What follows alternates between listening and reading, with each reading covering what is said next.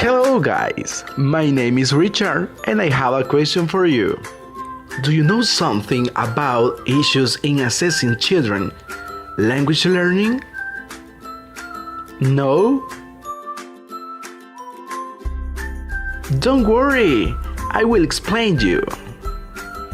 We have 5 factors to evaluate for getting language learning for students. Number 1, age. Number 2, content of language learning. Number 3, method of teaching. Number 4, aims. And number 5, learning theories. Age.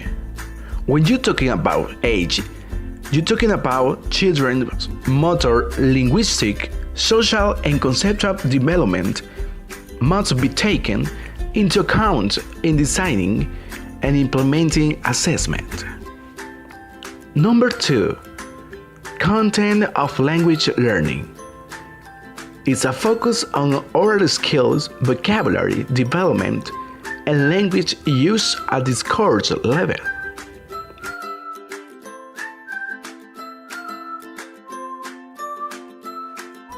Number 3, method of teaching. When you're talking about method of teaching, you're talking about the interactive use of games, sound, rhymes, stories to carry language content and practice. Number 4, aims. When you are talking about aims, you're talking about programs for young learners of inside social and cross-cultural aims, as well as a language learning aims. Learning theories. When you're talking about learning theories, you're talking about a lot of different theories. For example, some of proximal development, learning through social interaction, able to do more with helpful other. Hi again! Now we're going to talk about the social relatives assessment. But what is that? When you are talking about the social relatives of assessment, you're talking about the social relatives in the form of political, commercial, and cultural dynamics underlying several conflicts around the role of assessments in language teaching and learning, particularly when we are concerned with assessing children. We have 3 important things: more effective in a positive upward direction. Classroom relatives. When you're talking about classroom relatives, you're talking about when we move from micro-level scenarios to what actually happens in the school and classroom. We find evidence of further conflicts in assessing children's language learning. This method, frequently used method of assessment, was the paper and pencil test, testing single items of vocabulary and grammar through single sentences. Principle for assessing children's language learning. When we're talking about the principle for assessing children's language learning, we're talking about a lot of different things. For example, the first one, assessment should be seen from a learning center perspective. When you are talking about that, we should at this point retest the learning center perspective of the book so that it can be applied to assessment. We have been building up a picture of a forgetting language teaching that the children's learning in the center, trying to understand how classroom activities and talk will be experienced by children.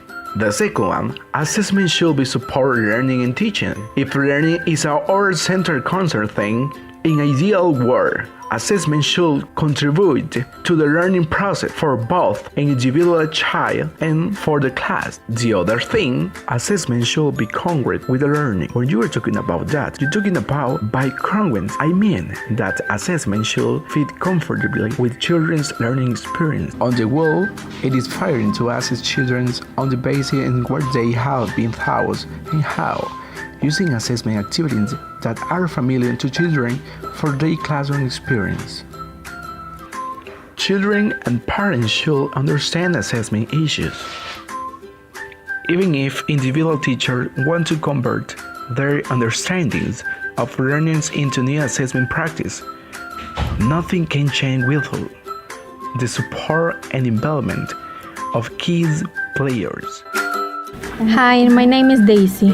Do you know something about self-assessment and learner autonomy? In this section, we look at how far young learners are able to assess their own language learning. Self-assessment can help learners to understand more about language learning process and to become more independent. The benefits of self-assessment are: learners can understand more about the learning process. Teachers can understand more about individual pupils. Learners will be better prepared to carry on learning beyond the classroom. A more equal relationship is created between teachers and learners. In Vygotskian terms, a pupil who learns to assess his or her own work moves from being auto-regulated to being self-regulated or autonomous. Using the analogy of the child, the auto-regulated language learner depends on the teacher to decide what is to be learned, to present the language, to decide on activities, to control activities, and to evaluate how well the language has been learned through the activities. The self-regulated learner will take over part of this process and be able to adjust them to suit meaning, styles, and preference. Use of the assessment information. There are two: summative and formative assessment.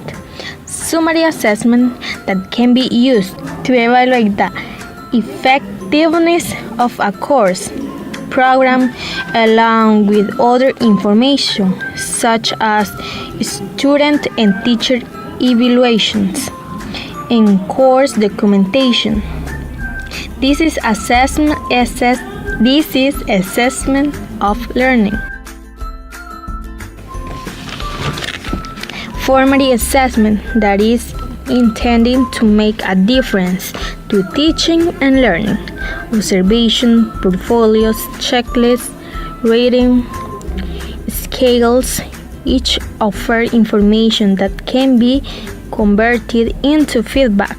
Parents, pupils, and other teachers, and that influence how the next lesson or unit is planned by the language teacher. This is assessment for learning. Hi, my name is Jasmine. Do you know something about testing, assessment, evaluation? Test or quiz is used to examine someone's knowledge of something to determine what he or she knows or has learned. Evaluation is the process of making judgments based on criteria and evidence. Assessment is the process documenting knowledge, skill, attitudes, and beliefs. Formative and summative assessment. Formative assessment. The goal of formative assessment is to monitor students' learning to provide ongoing feedback that can be used by instructors to improve their teaching and by students to improve their learning. Summative assessment. The goal of summative assessment is to evaluate student learning at the end of an instructional unit by comparing it against some standard or benchmark. Validity. The concepts of reliability and validity are used to describe the technical quality of assessment practice. Reliability is the degree to which an assessment tool produces a stable and consistent result. Types of validity. Number 1, face validity. Number 2, construct validity. Number 3, criterion-related validity. Number 4, formative validity. Number 5, sampling validity. Why is it necessary? While reliability is necessary, it alone is not sufficient for a test to be reliable. It also needs to be valid. Assessment for learning. Assessment for learning is the idea that learners should be part of the assessment process.